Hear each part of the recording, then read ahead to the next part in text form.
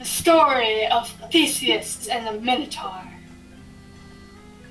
Athens was once a great city, but she had suffered a great defeat in a war against Crete. As a result, the city was forced to pay a terrible price to the king of Crete, King Minos. He demanded that each year the Athenians send him 7 of their strongest men and 7 of their most beautiful maidens, to be offered as a sacrifice to the monster who lived in a great labyrinth, the Minotaur, half man, half bull. Theseus, a son of the king of Athens, offered to go as one of the 7 young men and take his chance with the monster. The night before he left, Theseus embraced his father and said, "Be of good heart, dear sire. I will emerge victorious from the labyrinth. You will become a real king once again." "May the gods protect you, son." Theseus had been told during a previous journey that Poseidon was actually his father, and he knew that these gods of the oceans would be key to high success. "Now do this for me. Each day I will watch for your ship to return. I will depart with a black sail, but if you overcome the Minotaur, raise a white one. This will tell me you are still alive." Theseus agreed and said, "Watch for the white sail." Minos of Crete was the most powerful king in all the world. One day, a servant fell on his knees before the throne, gasping. Then the servant told the king that one of the intended victims, a young man named Theseus.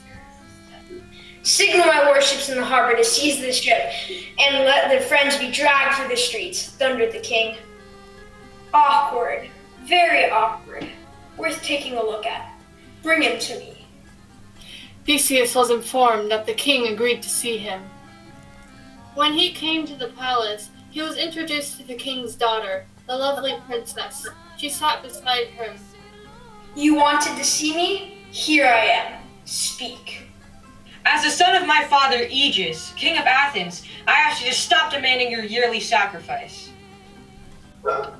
Ariadne was struck by the courage of the handsome youth and vowed in her mind to help him if she could. "Oh heavens, I have heard this request and refused it thousands of times." "Then the solution is to tell me how to kill the monster." "Oh, forget the Minotaur. I notice that my daughter looks upon you with favor. Marry her and become the heir to my kingdom." "Thank you, sir. I appreciate your offer, but I came here to fight a monster." "I suppose you believe some old gossip that you are the son of some god who will help you?" "The truth is that I'm the son of Poseidon." When she heard this, Ariadne knew that she had been right about Theseus. She even found herself falling in love with him. "Poseidon? Well, how do you suppose to prove it?" He led Theseus out to a palace to the cliff. The princess and her courtiers followed with great curiosity. Minos took the crown from his head and threw it off the cliff into the sea, saying to Theseus, "If you are Poseidon's son, the sea should hold no terror to you. Get my crown." The princess struggled to keep her face calm, but inside she felt fear for the young brave man. Without a moment's hesitation, Theseus stepped off the edge of the cliff and leaped off. As he fell, he murmured, "Father, help me now." Down he plunged, struck the black water, and went under, shearing his way through the water until he found his lungs bursting. But he did not kick upward. He let out the air in his chest and then breathed in. He felt himself breathing as naturally as a fish. He saw the crown gleaming on the bottom, swam down and picked it up, saying, "All thanks, Father Poseidon." He swam slowly to the surface, climbed the cliff, and walked to where Minos was standing. "Now do you believe I'm Poseidon's son?" "I believe that the water is more shallow than I thought. You will use neither sword nor axe against the Minotaur, only your bare hands. If you survive, I will release you and the hostages and end my tribute." He whistled sharply. There he spent a sleepless night. Ariadne appeared in his cell an hour before dawn and said, "I love you, Theseus. I will save you from death if you promise to take me back to Athens with you." "And how do you propose to save me, princess?" The labyrinth is a hedge of 1,000 lanes. I will lead you and hide you. You will never even see the monster. You will have a chance to get back to your ship before the trick has been discovered." She took from her tunic a ball of yellow silk and dropped it on the floor. The ball swiftly rolled across the floor and around the room. Ariadne tugged sharply on the end of the thread, and the ball reversed itself, rolling back exactly the way it came. "This was made for me by Daedalus, the old one who built the labyrinth. My father shut him up in it too." "You guide me through the maze, right to where the monster dwells," exclaimed Theseus. "You can stay there and watch the fight. When it's over, you can leave me out." Ariadne was around the first bend waiting. She tied on to the end of the thread with a branch, then dropped the ball on the ground. It unwound as they walked, hand in hand. Theseus heard a howling. The horrid roaring grew louder and louder until suddenly there appeared an open space. There, in an open meadow, surrounded by the tall hedges, stood the Minotaur. Theseus couldn't believe his eyes. For the first time in all his battles, Theseus became unsure of himself. Theseus could not move out of the way. He was in such a daze. At the last possible moment, he did the only thing he could.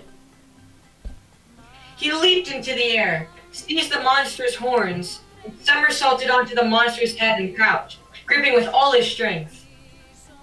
When Theseus refused to be shaken off, the Minotaur reached up and began smashing his bony fists down onto his head, trying to crush Theseus.